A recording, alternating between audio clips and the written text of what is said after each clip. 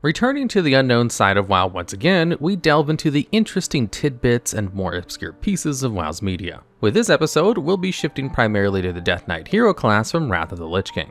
From the very beginning of creating a Death Knight, you are asked to emblazon a rune blade with the specially crafted rune forging system that Blizzard has made. This basically allows you to give your weapon Death Knight only weapon enchants that uniquely vary and change how you play your class, and will split up builds by small margins. When you actually begin the quest to retrieve your rune blade, you do so by walking over to a weapon rack and picking a sword at random. Although, if you look around the room a bit longer near the rune forges themselves, you will find a small book near them. If you open the book, it will read, "This is my rune blade.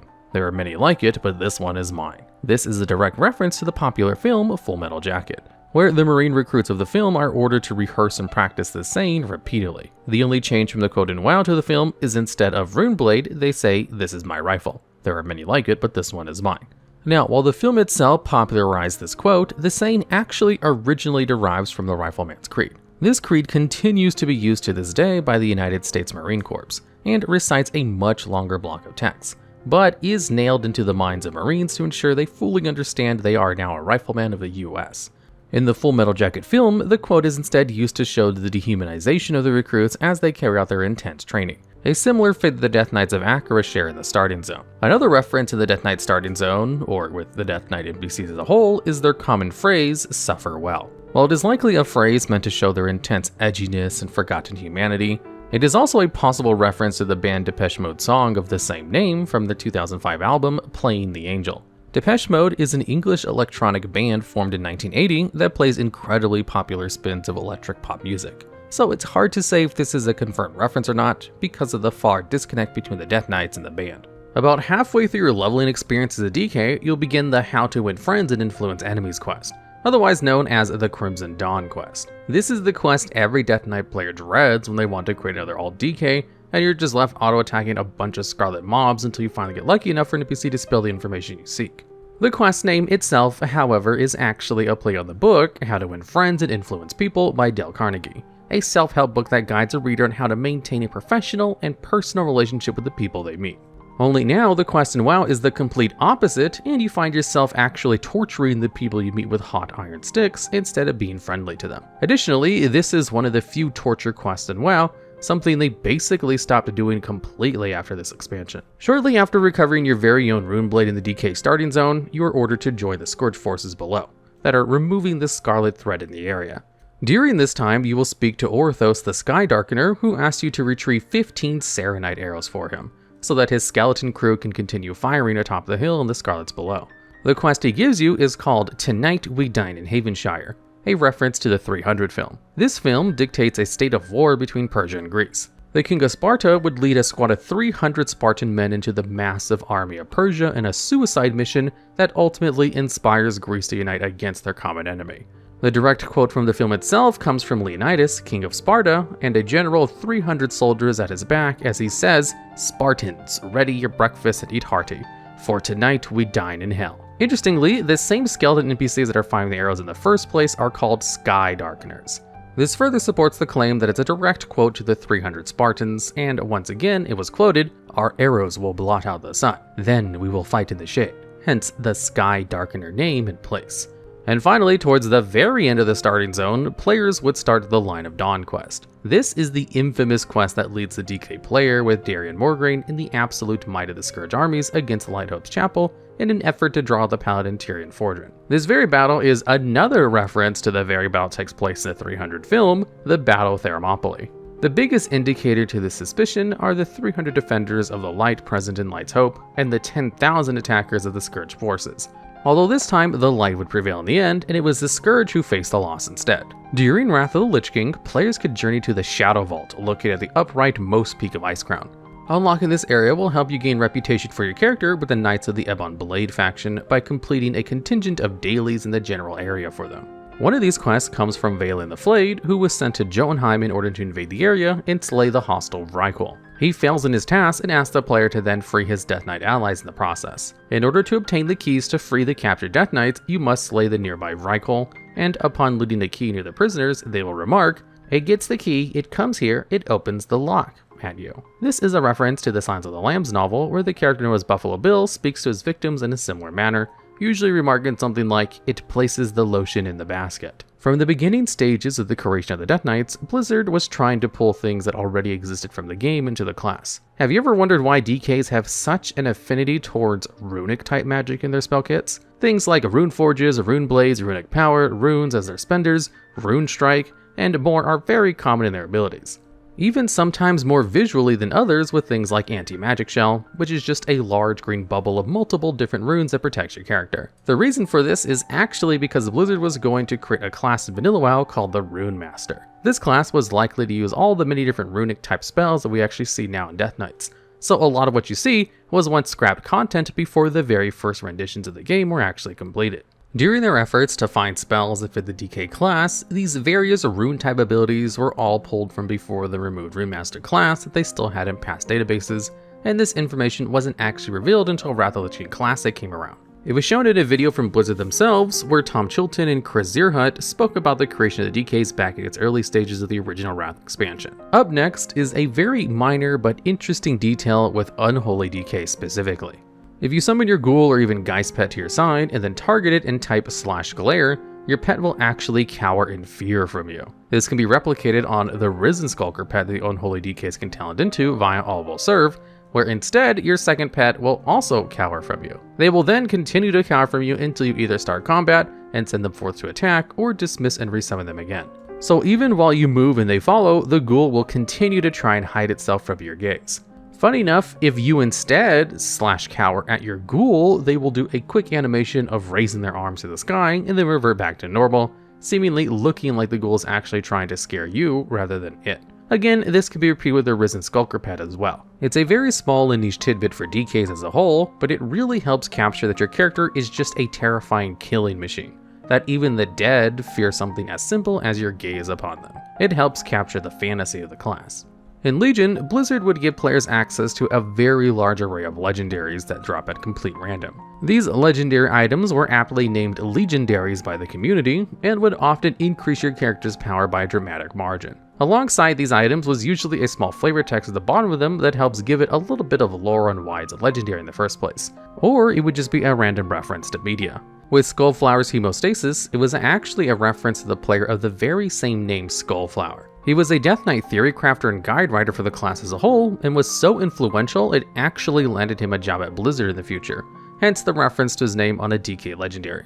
Tactheratrix shoulder pads is another DK legendary shoulder piece that is actually a reference to popular comedians Key and Peele. Key and Peele are known for their various comedy sketches on Comedy Central, and have grown to become one of the most influential writers of their genre. The shoulder pads themselves, however, are actually a specific reference to one of their short comedy sketches.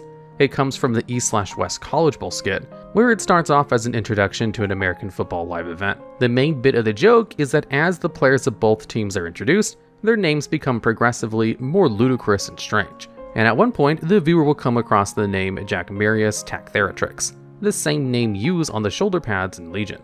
To further add on to this reference and confirming it's not just an accident, the flavor text at the bottom of the tooltip reads as, "During the first invasion of Azeroth, Legion Commander Tactheratrix was key in peeling apart the initial Night Elf defense." So hey, Key and Peele are canon in WoW now for tearing apart a Night Elf defense when the Legion invaded. Speaking of Legion, the Frost Death Knight artifact actually had a completely different on-use ability before it was ultimately scrapped on launch. During Legion, players were able to obtain special artifact weapons that were custom made for their entire class and specialization. You would keep them for the entire expansion and slowly upgrade them over time like you would a regular weapon, but with gems that actually increase its item level rather than just a new weapon altogether. You also would need to grind a new system called Artifact Power, which basically would unlock special nodes in your artifact to increase your character's power even more as you progress through the game. It dramatically changed how you played your class and was often built around a new on-use button that every class had. That was included into the rotations. For Frost Death Knights, you would journey back to Icecrown Citadel and meet with Bolvar Fordragon, the current standing Lich King for the time. He would order you to retrieve the broken fragments of Frostmourne itself and reforge them into a greater weapon. These would become known as the Blades of the Fallen Prince, Icebringer, and Frost Reaper. Additionally, in the case of Frost Death Knights on Legion's launch, their ability actually came in the form of a passive effect, and any of your attacks and abilities would have a chance to summon your weapons as icicle copies of themselves to assault your enemies. But even before that, in the beta stages of the artifact, it actually had a different effect called Soul Blade. It worked functionally the same and would trigger based on your damage and attacks, but would instead summon one of the past Lich Kings of Azeroth. So on any attack, you could have summoned Bolvar, Arthas, or Ner'zhul himself to fight alongside you and crush your enemies. They would grant you a great amount of runic power and restore your depleted runes in the process, but this was ultimately scrapped for the current version we know today, sadly. It definitely would have been super cool to have an echo of the literal Lich Kings themselves, and it's unknown why this was scrapped by Blizzard, and instead traded for just the swords themselves attacking your enemies instead. It's definitely a weaker look thematically, but with the War Within expansion coming up soon, players will instead be able to summon the 4 Horsemen of the Apocalypse, so it's a really solid replacement in the absence of a Lich King. If you take these same blades to Mirrodin and Ironforge, however, you do still get a bit of unique interaction because of the history behind them. If you approach Mirrodin, either wear them or with them transmog, he will comment, "What is that blasphemy, player? Do you dare reforge the cursed blade? The very sword that damned Lordaeron and its prince? I warned Arthas not to touch Frostmourne, and now I'm warning you. Cast those things into the sea before they damn us all." And also, for a bit more flavor, the other DK artifacts had similar interactions, but more uniquely with the blades. If you sat AFK in a location for long enough, eventually ice would begin to form underneath your character that spread all around you.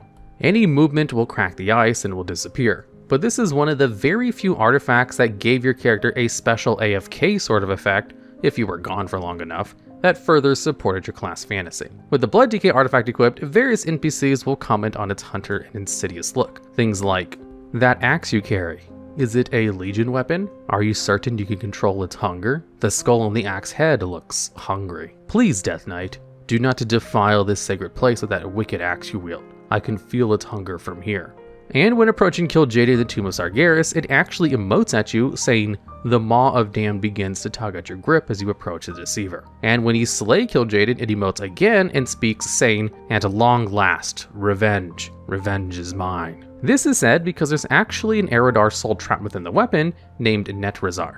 This soul crafted the weapon in secret in an attempt to drain the blood from Kil'jaeden himself, but he was unfortunately stopped too soon. In an act of punishment, Kil'jaeden imprisoned the Eredar within the axe to forever live out the hunger it needs for blood. With the Unholy artifact, it only has one interaction with a temple priestess in Val'sharah stating, "That demonic blade you carry, it reeks of corruption, Death Knight. Finish your business here and take that blade far away from this sacred temple." This is a reference to the fact that Apocalypse, the Unholy artifact in question, is literally a world-ending weapon. Very frequently, Death Knights are associated with heavy metal music. This is seen amongst the Death Metal Knights and the Darkwind Fair, who are literally just Death Knights that create music. Their general theme ties into that of the music, heavily employing low tunes, growling, and incredibly aggressive lyrics and symbolism. It's also further supported by Blizzard themselves, as in Hearthstone, the Death Knight class is directly associated with death metal from the Festival of Legends expansion. This expansion depicts Death Knights in multiple card arts as heavy metal enthusiasts, and even has a band called Climatic Necrotic Explosion, which ties into the usually insanely random but grim names death metal bands will typically have. It even has an album logo on the art, and is so indescribable that the flavor text actually comments that the less legible the band's logo, the more hardcore it is, which is an obvious gimmick with a wide array of metal bands across the globe, getting to the point you literally cannot read the band name at all, and it just looks like lines. This genre of art style actually originated from a mid-90s artist named Zidlad Bizvinsky. Originally meant to depict fields of dystopia in a gothic manner, now they become a pinnacle in metal album art, which is where the band logo joke comes from in Hearthstone. Following up, we have the similarities between the Wrath of the Lich King trailer cinematic and the concluding episode of Season 7 in Game of Thrones. Some semi-Game of Thrones spoilers ahead if you aren't caught up yet. In this episode, the famous character called the Night King is seen mounted atop a massive undead dragon.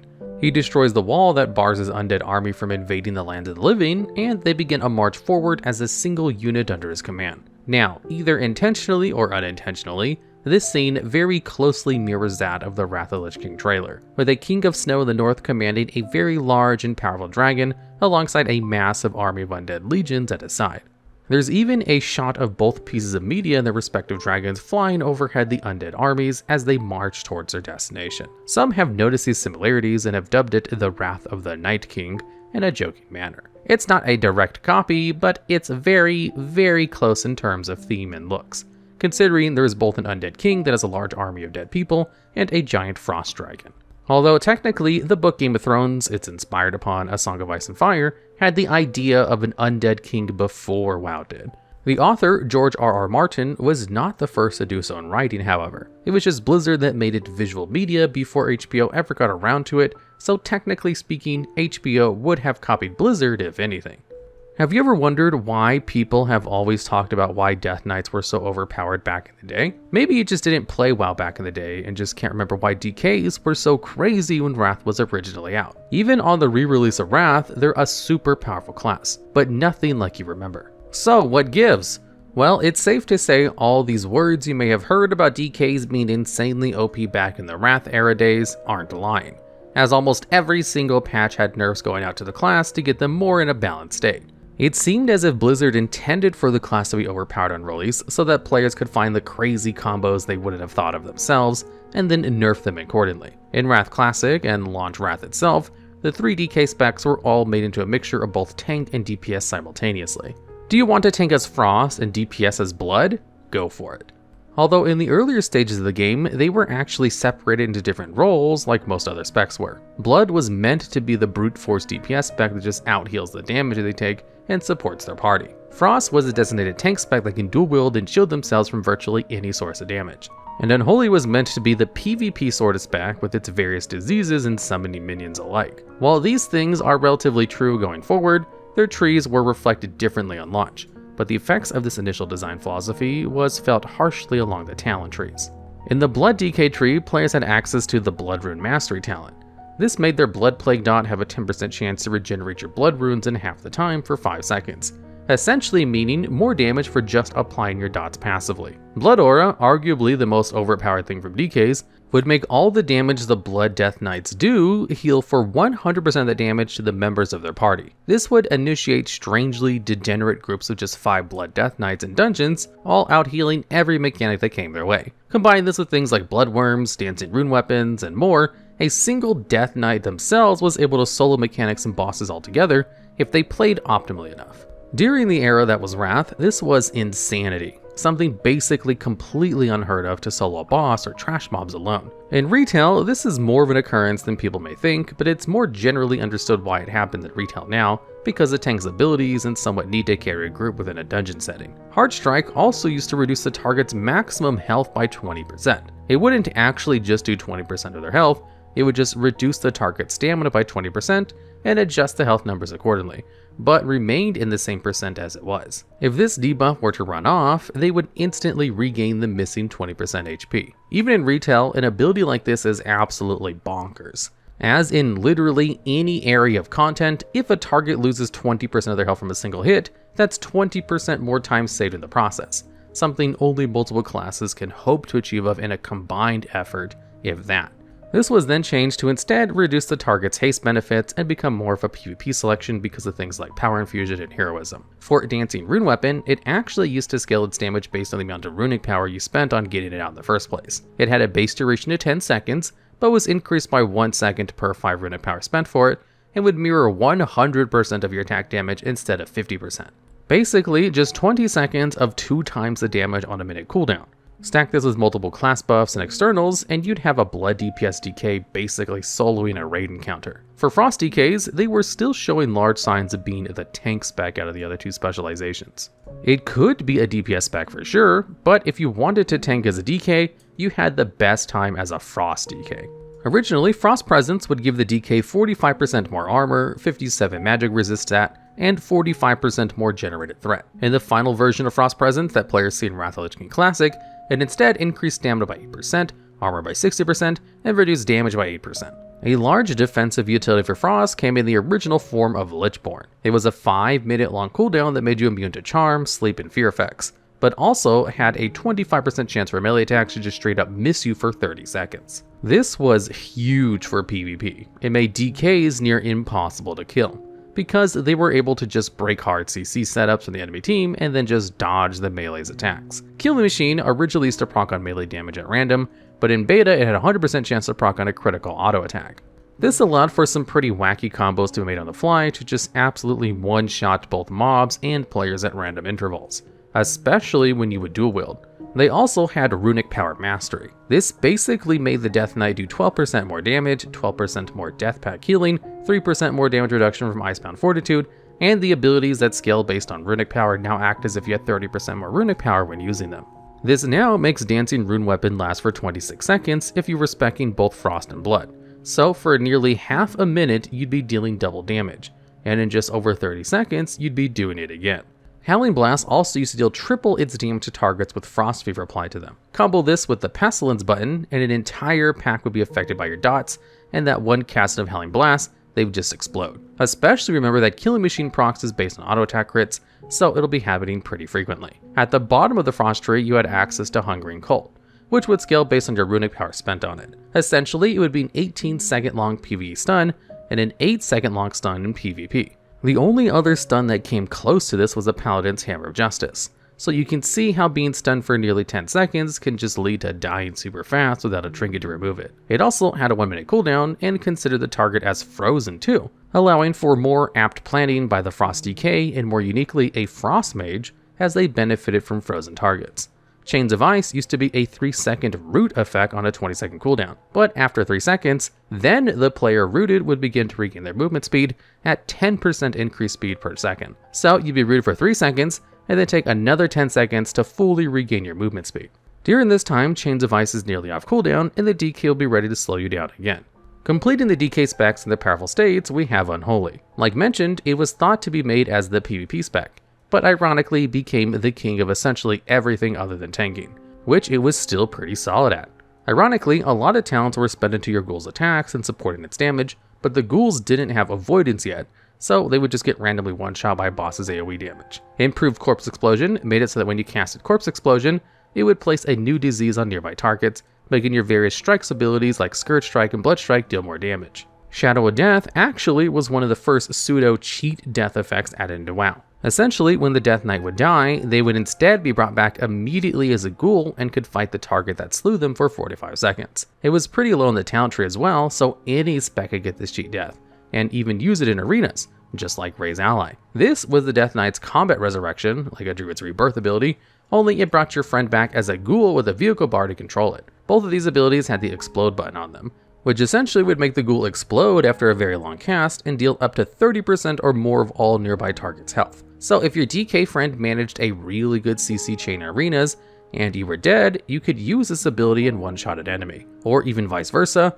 where the DK dies first instead. Summon Gargoyle was actually a lot higher in the air, so in order to focus it down in PvP, you had to be a ranged or another DK to death grip to your location in order to prevent its heavy burst damage from just killing you.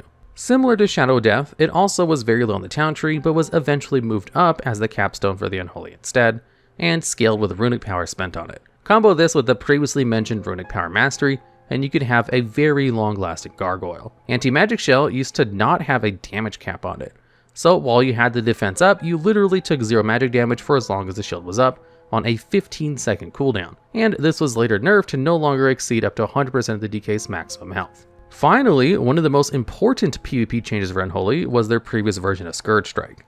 This ability was actually called Degeneration, and would do what Scourge Strike does, but instead, if the target struck had any heal over time effects applied to them, they would become corrupted, and turn into a disease effect while additionally removing the heal effect altogether. So less heals and even more damage for the Death Knight as more diseases just meant their abilities hit harder. There's actually more depth to the overpowered set of DKs, such as the Glyph of Death and Decay having a chance to proc a 2-second Horrify that could chain proc, meaning the Horrify could refresh itself if the target remained in the Death and Decay. Even in retail now, this would be an insane addition for Death Knights, as CC Control Mythic Plus is absolutely crucial to timing those really high keystone levels. Despite all of the nerfs and changes to DKs during Wrath of the Lich King, they still are one of the best classes in the entire game when Wrath Classic came around. This was because of a new build around the Morbidity talent that essentially made your Gargoyle and Death and Decay do all of your damage, even in single target fights. It was hard to see top end guilds not snagging multiple Unholy DKs in the raid for the most optimal experience